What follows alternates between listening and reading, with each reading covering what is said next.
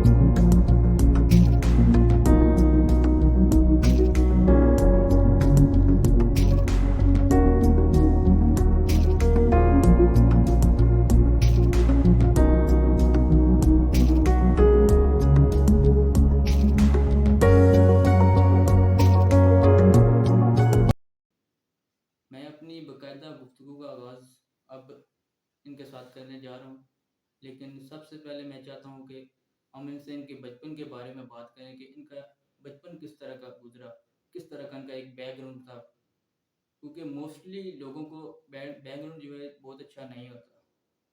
کچھ ہر کوئی جیسے مثال کے طور پر ہر کوئی زیرو سے جب اٹھتے ہیں وہ ہیرو تو ہوتے نہیں، تو اس وجہ سے ان سے ہم بات کریں کہ یہ جب زیرو تھے، ان کا زیرو سے کیسے آغاز ہوا زندگی کا۔ جی سر۔ السلام علیکم. Let us start from the beginning. بچپن تقریباً آلموسٹ ایک جیسے ہی ہوتا ہے، صرف فرق ہوتا ہے وقت کا۔ Currently it's been change completely. بچپن میں اس طرح کے معاشی حالات تو تھے نہیں، سب کے کمزور ہی تھے کیونکہ ہم لوگ فرسٹ جنریشن ہیں پاکستان بننے کے بعد، اور ظاہر ہے فائنینشلی بھی اتنے ساؤنڈ نہیں تھے، ہم لوگ ویک ہی تھے تقریباً، کیونکہ مارکیٹ میں پیسہ تھا ہی نہیں۔ تو ہم لوگوں نے واقعی بڑی ہارڈ شپ سے اسٹارٹ کیا ہے اس وقت۔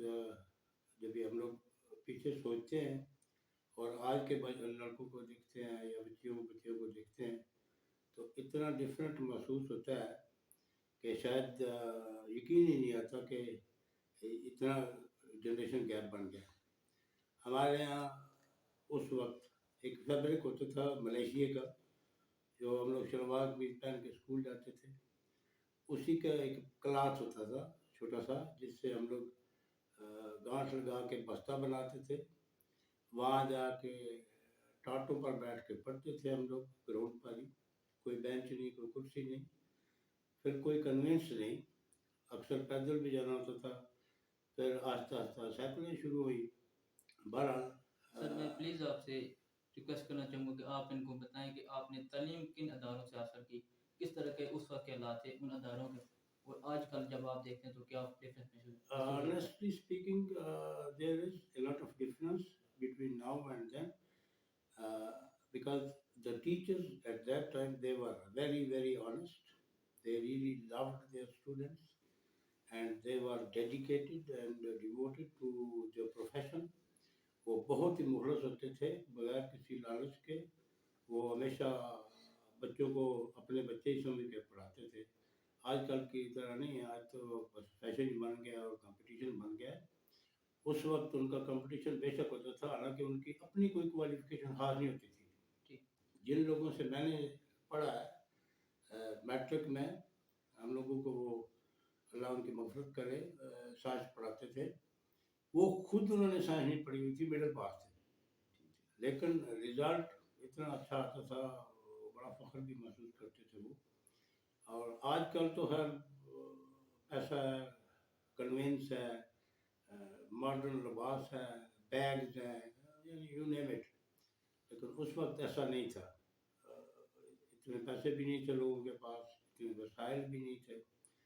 और जब भी हम लोग स्कूल छोड़ के कॉलेज में गए तो it was completely different scenario, क्योंकि वहाँ बच्चे आते थे मुख्तलिफ कॉन्वेंट स्कूल से, पब्लिक स्कूलों से, जो सिर्फ और सिर्फ इंग्लिश ही बोलते थे, जो वेल स्पोकन।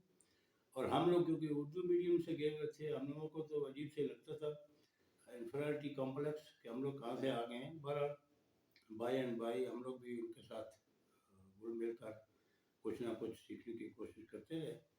तो यूँ ही बस कॉलेज भी उस वक्त अजीब से कॉलेज होते थे, बसों को पत्थर मारने और इस तरह की हरकत थी। आप किस तरह के उस वक्त की शख्स थे? नहीं, मैं लड़ाई वगैरह की कभी? सच तो कोई ऐसा काम नहीं किया है, लेकिन जो करते थे वो भी हमारे जानने वाले थे। जब भी हम लोग उनके साथी थे तो क्या डिफरेंस था उनमें और हम में। एज भी ऐसी थी कि हम लोग उनको मना भी नहीं करते थे। बहरहाल इस तरह ही है निज़ाम। आजकल तो खैर बहुत बेहतर है, आजकल तो उस तरह की ना बसें हैं, ना स्टूडेंट है जो इस तरह की एक्टिविटी में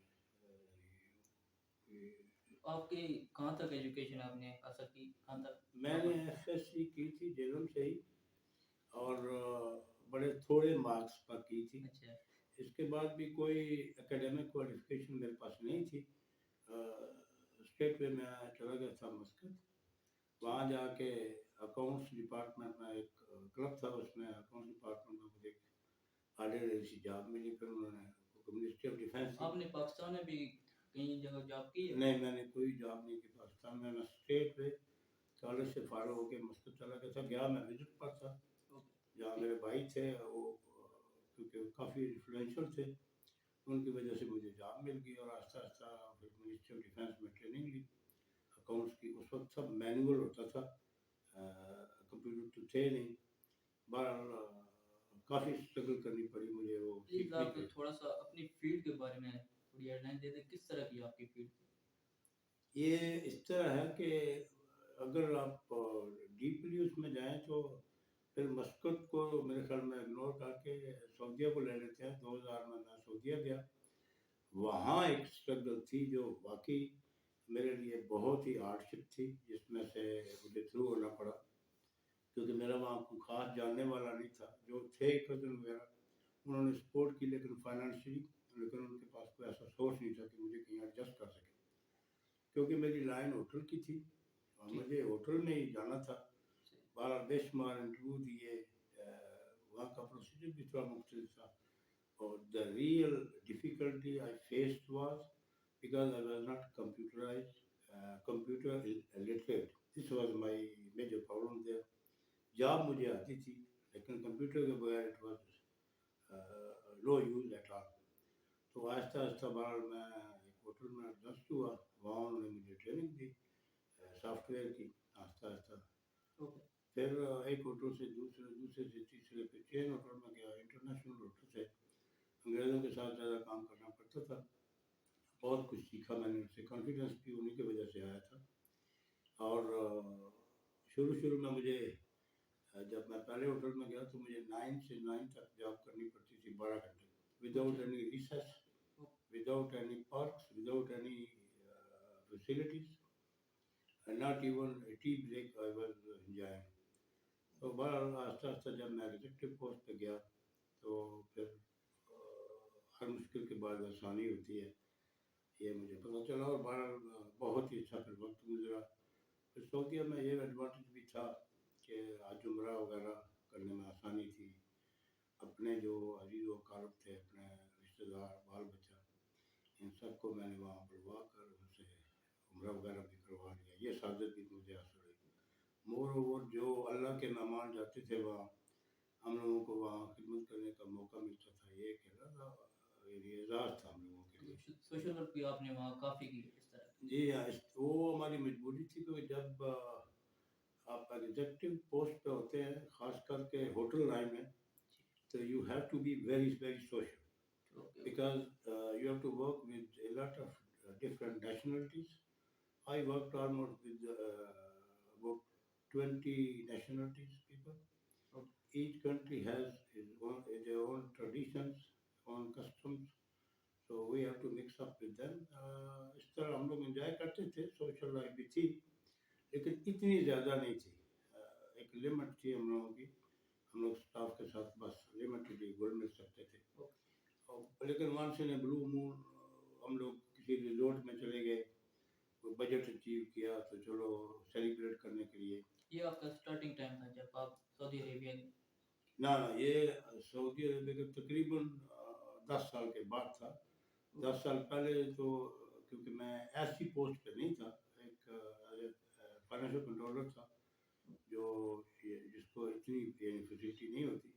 پھر جب میں ایکٹنگ جی ایم بنا اس وقت پھر مجھے کیونکہ اسٹاف کو ساتھ لے کے چلنا پڑتا تھا, اس لیے پھر یہ ایکٹیویٹی شروع ہوئی.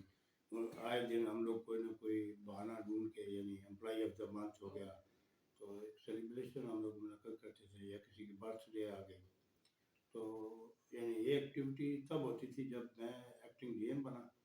پھر آخر میں ایز جنرل مینیجر ریٹائر ہوا. یہ تقریباً 2 سال پرانی بات ہے. تھوڑی سی آپ اپنی جو اسٹارٹنگ اسٹرگل ہے اگر اس کے اوپر تھوڑی سی نظر ثانی کریں, کیسا آپ کا وہاں اس وقت کا وقت تھا؟ آپ نے کبھی بے بسی محسوس کی ہو اس طرح کی؟ بڑی مشکل تھی شروع میں. ایک تو I was not used to work with different nationalities, especially Arabs, because most of the time I worked with the British people in Muscat, and they have different ideas, different way of working. تو جب میں وہاں گیا تو every now and then the management used to be changed, and I was getting a new GM, maybe once from Palestine, once from Egypt, from Jordan, from Syria, from Sudan. So each one has his own way. Some of them were very lenient also, but most of them they were very rude and all that. Really disappointed when I was working with, especially with a Saudi guy, because he was, I mean, I cannot say he was arrogant, but he was mostly rude whenever we had a meeting in the morning or morning briefing. So that time, there was a time when I thought I should give up. I should start something else, but it was too late for me. مشکل تھی, آتی ہے مشکل انسان کے لیے, لیکن اس میں گھبرانا تو ہے نہیں چاہیے. مجھے جو سکھایا گیا ہے, میرا ایک آئرش جاننے والا تھا, ہمارا جنرل مینیجر بھی تھا, اسی نے مجھے سکھایا تھا کہ ایک تو مشکل میں گھبرانا نہیں, غلطی سے ڈرنا نہیں. غلطی وہ کرتا ہے جو کام کرتا ہے, بس اپنے پیشے سے سنسیئر رہو, آنیسٹ رہو, تو you will achieve whatever you want to. اس طرح کی لائف تھی. یعنی ہاسپٹیلٹی فیلڈ میں مجھے ایسا کوئی ایسا ریگریٹ نہیں ہے کہ میں نے یہ نہیں کیا وہ نہیں کیا. پوری کوشش کی ہے کہ اپنے آپ کو پروو کروں اور اچھا اپنے آپ کو ثابت کروں. تو آپ جب بچپن تھا اس وقت وہ آپ سنگنگ وغیرہ بھی کرتے ہوں گے, کون سی آپ کو ایسی موٹیویشن ہے جن کو آپ دیکھ کے گانے وغیرہ گاتے ہوں یا مووی دیکھتے تھے؟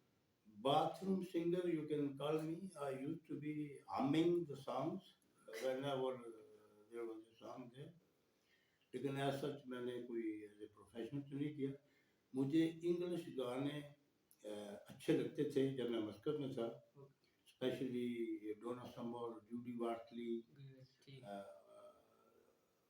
کینی راجر, اس کے بعد لائنر رچی, اس طرح کے جو سنگر تھے یہ 70s 80s میں تھے. ان کو میں بہت پسند کرتا تھا. Country western also I liked. There was mother and daughter dude singer called Judds. I used to listen quite a lot to them. پھر آہستہ آہستہ مکیش اور چوائس بدلتی گئی. مجھے کتابیں پڑھنے کا بہت شوق تھا ٹھیک. اور ٹو بی آنسٹ مجھے اردو والی کتابیں پڑھنے کا اتنا شوق نہیں تھا کیونکہ میری اردو واقعی بڑی ویک ہے. مجھے آج تک کسی شعر کا مطلب کم ہی سمجھ آیا ہے. لیکن انگلش جو تھی وہ جو ہسٹوریکل ناول وغیرہ تھے جس میں آپ کو شروع سے اس میں شوق ہے, دلچسپی ہے. نیول شوٹ کے ناول تھے جو سیکنڈ ورلڈ وار کے بارے میں تھے.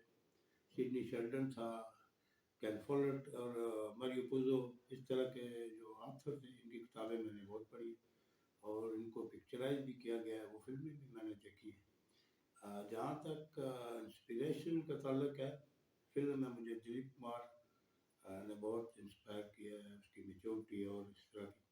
اور پاکستان میں محمد علی بہت اچھے اسٹار تھے, بڑے مزے ہوئے اداکار تھے وہ. اس طرح یہ بس چینج ہوتی رہتی ہے چوائس بھی وقت کے ساتھ ساتھ. آج کل کے تو نام جو کوئی سنگر یاد ہیں جو نئے ہیں. کرکٹ کا بہت شوق تھا, وہ میں آج بھی کھیلتے تھے, ہم لوگ کھیلتے تھے مقامی یہاں, اور ونس ان اے وے ہم لوگ باہر بھی جاتے تھے.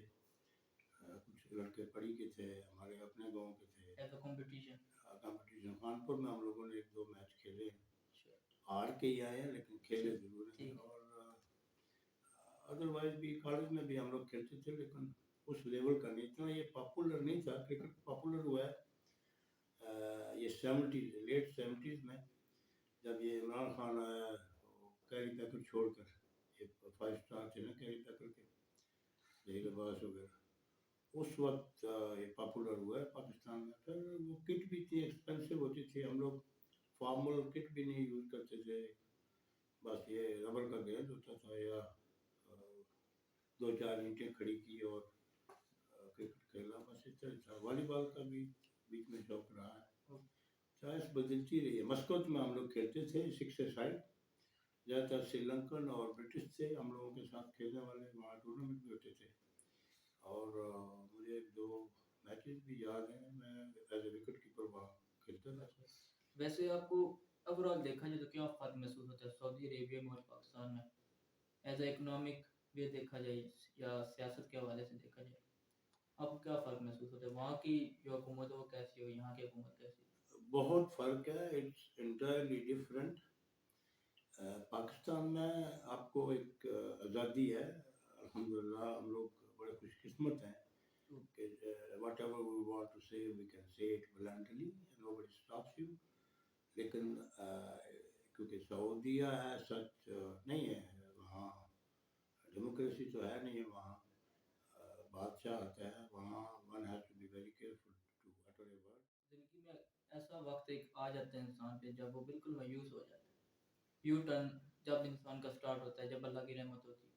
اس کی ایک بات تھوڑی نظر سے یہ تھا ایک وقت جب میں نیا نیا سعودیہ گیا, تو تقریباً 2 مہینے running left and right like a chicken without head, تو جاب نہیں مل رہی تھی. تو مجھے بڑا عجیب سا لگ رہا تھا, بچے بھی چھوٹے تھے, اب میرا واپس آنا بھی یعنی اتنا ایزی نہیں تھا. تقریباً 3 مہینے گزر چکے تھے. ایک دن میں بیٹھا اور حرم شریف مکہ کی طرف منہ کر کے اور بڑی دعا کی, میں بڑا رویا بھی کہ جس طرح مجھے مایوس ہو کے جانا پڑے گا. بہرحال وہ ٹائم تھا میرے لیے واقعی بہت مشکل, لیکن اللہ نے مہربانی کی. نیکسٹ ڈے ہی مجھے ایک جاب مل گئی تھی, جس کی وجہ سے میرا یہ کیریئر سٹارٹ ہوا دوبارہ. آتا ہے مشکل وقت بھی آتا ہے انسان کے لیے, اس میں تو کوئی شک نہیں. میرا ویسے بھی کوئی کام جلدی نہیں ہوتا ہے, ہمیشہ لیٹ ہی ہوتا ہے, لیکن جب ہوتا ہے تو میں سوچتا ہوں کہ یہی اس کا رائٹ ٹائم دیر ہے درست ہے. گڈ ہو گئی, یہ بھی بہت اچھا ہے. لیکن اس کے علاوہ آپ آج کل کی جو ایجوکیشن ہے ان کے اوپر کیا کہتے ہیں؟ یہ ایک ٹھیک ہے, سوال تو سر بہت عام ہے. ہم لوگوں نے یہ باہر جا کے ریئلائز کیا کہ ہماری جو یہ اردو ایجوکیشن ہے اٹ از اٹر یوز لیس, کیونکہ وہاں جا کے ہم لوگ اردو یا پنجابی یا سندھی بلوچی میں ہم لوگ کسی کو یعنی کمیونیکیشن نہیں کر سکتے ہم کسی قسم کی بھی. انگلش وہاں بہت زیادہ ضروری ہے. اور جو اردو میڈیم کے بچے ہیں, کیونکہ اب تو خیر جو پرائیویٹ اسکول ہے وہاں تھوڑی بہت بولی جاتی ہے, ٹھیک. یہ انگلش میڈیم کے لڑکے جو تھے بہت کم ہوتے تھے, لیکن یہ کہ وہ فلوئنٹلی بول لیتے تھے. ہم لوگ بول تو نہیں سکتے تھے, لیکن ہم لوگوں کی انڈرسٹینڈ کر. انڈرسٹینڈ کر لیتے تھے کہ کیا مطلب ہے, لیکن we were hesitant to say anything in English. باہر جا کے اس کی بڑی اہمیت ہے. You have to learn English and you have to be not perfect, but at least fluent. کیونکہ وہاں صرف انگلش ہی نہیں, second language was Arabic mostly, which I had to learn different accents. All Arabic countries have different accents, although it is all Punjab Arabic. لیکن one has to learn, one has to understand the accents of each country. To survive it, one has to be fluent in English and Arabic, especially in Gulf. But in Europe, you have to, I mean, there are different accents, but at the end of the day, it is all English. So it's not difficult in Europe, but in Gulf country, you have to be proficient, in talking, in writing, and all that. یہ واقعی عجیب ہے کہ ہم لوگوں کی جو تعلیم آج کل ہے وہ بھی ایسا, میں دیکھتا ہوں بچوں کو کتابیں اٹھائے ہوئے, اتنے ڈیفیکلٹ سبجیکٹس ہیں. پریکٹیکل ہماری جو تعلیم ہے اس کی بہت زیادہ ضرورت ہے. یہاں صرف رٹا لگانا ہی سمجھتے ہیں کہ یہ تو کوئی سینس نہیں ہے اس میں. پریکٹیکل لائف, پریکٹیکل ایجوکیشن ہو, سوشل ان کی ایکٹیویٹیز بھی ہوں تاکہ ان کو پتہ چلے. ہم لوگ تو جب پڑھتے تھے ڈپٹی نذیر ہے وہ کہاں پیدا ہوا, کیوں پیدا ہوا, کیسے پیدا ہوا, ہم لوگ بھی یہی پڑھ کے آگے نکلے, لیکن اس کا کچھ فائدہ تو نہیں تھا عام زندگی میں. فیکٹریز وغیرہ کے بارے میں ہم لوگوں کو پڑھایا تو تھا, شوگر کی فیکٹری وہاں ہے, کپاس کی وہاں ہے, یہ ہے وہ ہے, شہروں کے نام بھی آتے تھے, لیکن ہم لوگوں کو یہ پتہ نہیں ہوتا تھا کہ فیکٹری میں ہوتا کیا ہے. ان پریکٹیکل لائف تو یہ ہے کہ بچوں کو وہاں جا کے لے جایا جائے, ان کو فلی یعنی انفارم کیا جائے کہ اس طرح یہ فنکشن کرتی ہے, تو ساری زندگی نہیں بھولتے. یہاں بس آج کل تھوڑا ڈفرینٹ ہے ویسے تعلیم, بچے میں نے دیکھا ہے فلوئنٹ ہیں, ایون لینگویج میں بھی اچھا خاصا وہ یعنی کیچ کر رہے ہیں آج کل. لیکن میں نے جہاں تک دیکھا ہے, جو میرا نظریہ کہ یہاں تعلیم ہے, لیکن جو کہتے ہیں نا بک ریڈر ہے کافی زیادہ تر, لیکن آپ کیا کہتے ہیں اس کے علاوہ بھی ان کو کچھ علاوہ ایکٹیویٹیز ہونی چاہیے پڑھنے کے, لازمی ہونی چاہیے. اس میں اسپورٹس بہت عام ہے ان کی فزیکل گروتھ کے لیے, اور پریکٹیکل یعنی جو تعلیم ہے اس میں یہ ہوتا ہے کہ بچے کا ذہن دیکھا جائے کہ وہ کس طرف وہ مائل ہوتا ہے.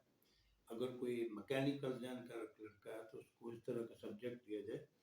یہاں پرابلم یہ ہوتی ہے کہ بچے کا مائنڈ کچھ ہوتا ہے اور والدین اس کو کچھ بنانا چاہتے ہیں. والدین تو ہمیشہ سوچتے ہیں میرا بچہ ڈاکٹر ہی بنے, انجینئر بنے, لیکن and of the day the result becomes zero, کیونکہ اس میں بچے کو نہیں دیکھا جاتا کہ وہ کیا چاہتا ہے. یہ امپورٹنٹ ہے کہ بچے کا مائنڈ پڑھا جائے, بچے سے یعنی بچے کو کنونس کیا جائے, یا بچہ خود آپ کو کنونس کرے کہ میں یہ کرنا چاہتا ہوں, تو اس کی سپورٹ کرنی چاہیے. تو آپ لاسٹ میں آپ سے یہی کہنا چاہتا ہوں کہ آپ کیا آنے والی یوتھ یہ جو جنریشن ہے کیا ان کے لیے موٹیویشن یا انسپائریشن؟ میں جو سب سے اہم چیز ہے نئی جنریشن کے لیے, ضروری یہ ہے کہ آپ جب بھی کچھ سیکھیں, ٹرائی ٹو ٹیچ دا ادرس. یہ ہے وہ صدقہ جاریہ. اور اس میں اتنا ضرور کریں آپ کہ یعنی اگر بار بار بھی آپ کو کچھ چیز سکھانی پڑے تو ضرور سکھائیں. اس میں سب سے پہلی بات جو آپ نے سکھانی ہے وہ یہ ہے کہ اسٹوڈنٹ کو یہ کہیں کہ you go to learn not to earn. یہ ضروری ہے. پیسہ doesn't mean the whole thing. It doesn't matter much. Your dignity that counts, honesty that counts. جو بھی آپ زندگی میں اپنا پیشہ اختیار کریں, اس میں آنیسٹ رہیں.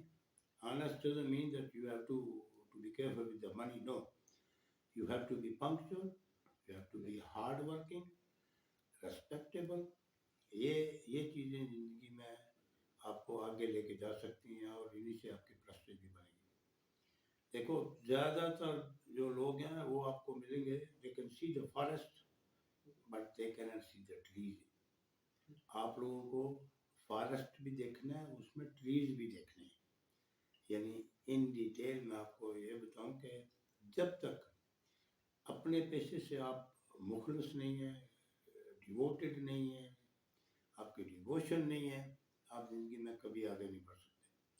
اور ان سب کے لیے ضروری ہے کہ آپ آنیسٹ رہیں اپنے پیشے کے ساتھ, ہوپ کریں, آپ پیار کریں اپنے پیشے سے, کبھی بھی بور نہ ہو اپنے کام سے, ہمیشہ اس کو انجوائے کریں. تو زندگی میں اللہ میاں چانسز دیتا ہے, یہ سب آپ کی نیت پر ڈیپینڈ کرتا ہے. بہت شکریہ آپ نے مجھے وقت دیا. اور بہت میں نے آپ کو پہلے بھی اسٹارٹ میں بتایا کہ میں آپ کو یہ آئیڈیل مانتا ہوں, بہت کچھ آپ سے سیکھا ہے. اس کے علاوہ بھی کافی ہیں جن سے میں انسپائر ہوتا ہوں, لیکن آپ بیسیکلی ہیں کلوز, آپ کو دیکھتا رہتا ہوں, آپ سے بہت کچھ سیکھا ہے. انشاءاللہ آج بھی اس انٹرویو میں بھی آپ سے بہت کچھ سیکھا ہے. ہمیشہ اس کو اپ بھی کرنے کی کوشش کروں گا اور اس کو پھیلانے کی کوشش کروں گا. تو بہت Thank شکریہ. you very much. It was my pleasure. I really liked it. It's a good initiative. I hope that you will go up and up. But one thing, when it comes to up, I will say one thing which is English proverb. They say, keep an eye on the people while you are going up. You might need them on your way down. تو آگے بڑھنے کے لیے جب آپ آگے بڑھتے ہو, آپ یہ ضروری نہیں ہے کہ آپ کسی خاص آدمی کا انٹرویو کرو یا اس سے کسی کو, اس میں بے شمار جو بظاہر سفید پوش ہوتے ہیں لیکن ان کے اندر بہت کچھ چھپا ہوتا ہے. آپ ان سے بھی کچھ سیکھنے کی کوشش کرو. ریلیجیس مائنڈیڈ پیپل ہیں, درویش ٹائپ, ان لوگوں کے بھی انٹرویو لو. اسکول ٹیچرز بہت عام ہوتے ہیں. سر اسی طرح کی ایک سوچ ہے کہ اس چینل کو بیسیکلی بنانے کا میرا مقصد یہ ایسا ہے کہ کیسا ایک یہ پلیٹ فارم بنا رہا ہوں کہ جس میں ہر طرح کے جو ہے نا اپنے معاشرے میں, اس کے علاوہ بھی ان سب کو میں کور کروں, کیونکہ ہر انسان جو ہے ٹیلی ویژن تک اپروچ نہیں کر سکتا. جو اس کے اندر ہے وہ وہیں رہ جاتا ہے, وہ باہر جو ہے سپریٹ نہیں ہو سکتا. تو اسی ایک ویژن کے ساتھ میں بھی یہ اپنا ایک انیشیٹو لیا. ٹھیک ہے, I wish you very good luck. Inshallah you will be successful very soon. Inshallah you will be well known. This is my wish. Thank you, بہت شکریہ. Thank you. جی ناظرین, بہت شکریہ آپ نے مجھے ٹائم دیا. انشاءاللہ you will watching my next video coming soon. Take care. اللہ حافظ.